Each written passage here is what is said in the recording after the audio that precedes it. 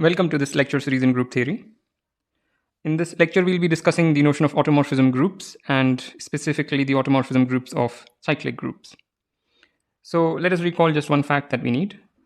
Suppose G is a cyclic group generated by an element X and assume that G is finite of size n. Then this is a generator of G if and only if this happens, where k could be any integer. As long as this happens, this will be a generator of G and conversely. These are the problems.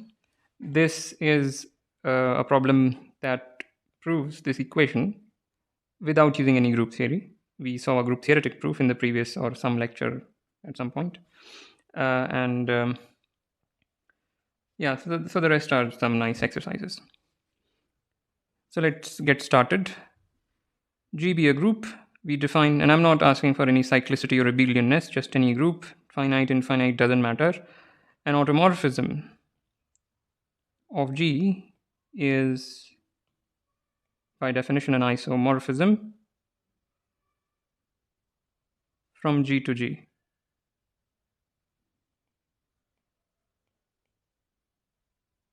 So that this prefix auto refers to that it is going from G to itself. Morphism is morphism and whatever. So this is the precise definition. Automorphism of G is an isomorphism from G to itself. And the set of all the automorphisms of G is written by this symbol, is denoted by this symbol aut G. Okay. Note that aut G is a subgroup of sim G. So that needs an explanation, but let me write that. Aut G is a subgroup of sim G, where recall that this is the set of all bijections from G to itself, with the group structure being that of composition. And so if you equip this set with the binary operation of composition, after all, these are maps which are composable. If you have one automorphism and another automorphism, then you can compose to get at least some other map, and it is easy to check that composition of two automorphisms is an automorphism because composition of two isomorphisms is an isomorphism, and this autoness of course is preserved. So it is closed under composites, and therefore it is a subgroup of that guy. It is also closed under inverses. The inverse of an automorphism is an automorphism. So this is a subgroup of that. So that's very nice. And so this also gives an abstract construction of a group. You pick a group and then you can create a new group out of it, the group of automorphisms. And let us see an example. G is some arbitrary group and little g and capital G is fixed. We define phi sub G from G to itself. This map is defined as phi G of x is gx G inverse for all x. So that's the definition of this map. And it is a simple exercise that this guy is an isomorphism and hence an automorphism of G. So just check that. So every group, pick a group and you can create these automorphisms. If G were abelian, then these are just identity maps. So that's not very interesting. But if G is non-abelian, then you get something non-trivial. Okay. So what we will do is we will figure out what automorphisms of cyclic groups look like. So the statement is that if G is a cyclic group of order n, then the automorphism group of G is isomorphic to Z mod n Z star. So this gives a meaning to this, a group theoretic meaning to this notion of Z mod n Z star. It is indeed a group in a very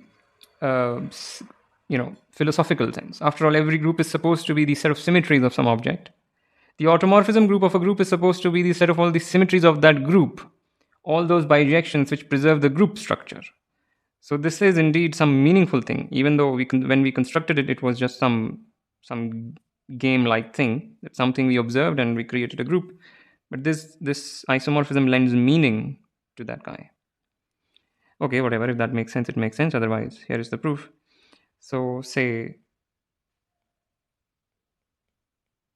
for some x, of course, since G is cyclic, there is such an x. Okay. For each integer k, what have I written? For each integer k, define phi sub k going from g to g, y the equation phi sub k to the power g equals g to the power k for all g in the group. So since g is cyclic, it is in particular abelian, and hence one can easily check that this is a homomorphism. So for each integer k, we have a homomorphism from g to g, and here is the crucial thing. Phi k is an automorphism, so let me write that in a different color. The crucial thing is that phi k is an isomorphism if and only if GCD k comma n is 1. So first suppose it is an isomorphism, then this must be a generator of the group G, because an isomorphism should take a generator to a generator. But if this is a generator, that means x to the k is a generator. And by the fact that we recalled in the beginning of the lecture, this means that this happens. And you can just reverse this reasoning and get this. So realize that fact. And now define. Yeah, so before I define that, I should maybe... Okay, let me try something. It requires some explanation what I'm going to do, but let me do it. So define a map, let's call it psi,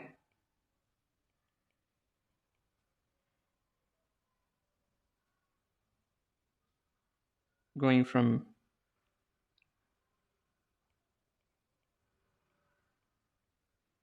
Z mod and Z star to automorphisms of G. What is the map? Psi of something k bar is phi k. Now this can be confusing. So things here, remember, are equivalence classes or remainder classes modulo n. So when we write k bar, this is really k plus n, whatever, t, where t could be any integer. This whole thing is k bar. And here I'm just picking a representative of this guy. So one just checks that this is well defined, because if you replace k by k plus n, let's say, you'll see that basically phi k plus n equals phi k. Just check this. So phi k is same as phi k plus n, or you can replace k by anything in the same remainder class modulo n. So my point is that this map is well defined. So these things one needs to check. One is that psi is well defined.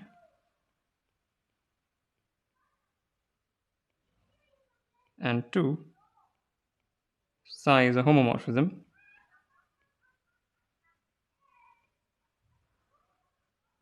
That's easy once you check well definedness. Anyway, both are easy. So just check these two things. I leave them as an exercise. And lastly, we just need to show that it is injective and surjective. Surjectivity is clear because suppose you have something in the automorphism of G. So let me first argue surjectivity of psi.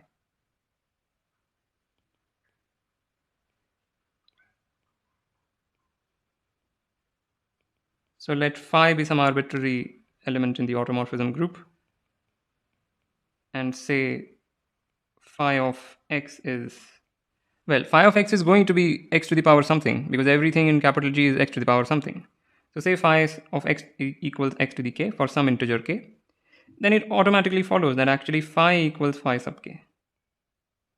Because once you know the image of phi under a generator, you know the image of phi under every element, and you can just easily, by the homomorphism property of phi, you can easily check that actually phi equals phi sub k. And since phi is an automorphism, it must also happen that k is relatively prime with n, and therefore therefore this guy or that guy, whichever you want to use, appears as the image of psi for some element here. In fact, the element k bar. So we get surjectivity, and for injectivity,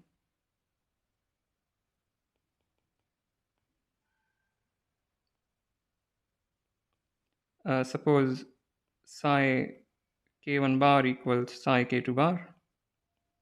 We need to show that k1 and k2 are in the same remainder class modulo n, which is to say that their difference is divisible by n.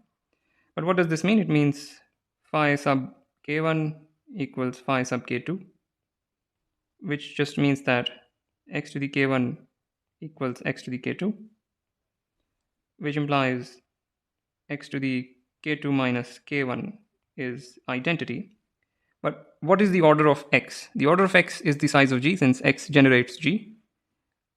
And what so what is the size of G? The size of G is n.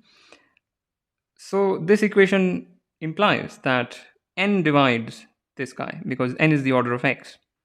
And if n divides this guy, then k1 and k2 are in the same remainder class, and therefore k1 bar equals k2 bar, and that implies injectivity. So I did not give too many details in this lecture, but I'm sure you can figure all of that out. Some things I left out. But from my side, I think this should be sufficient for anyone to do all the gory details. All right, so with that, I want to end this lecture. As usual, like, comment, share, subscribe. I also have Patreon. The link is in the description below. Thank you for listening, and I'll see you next time.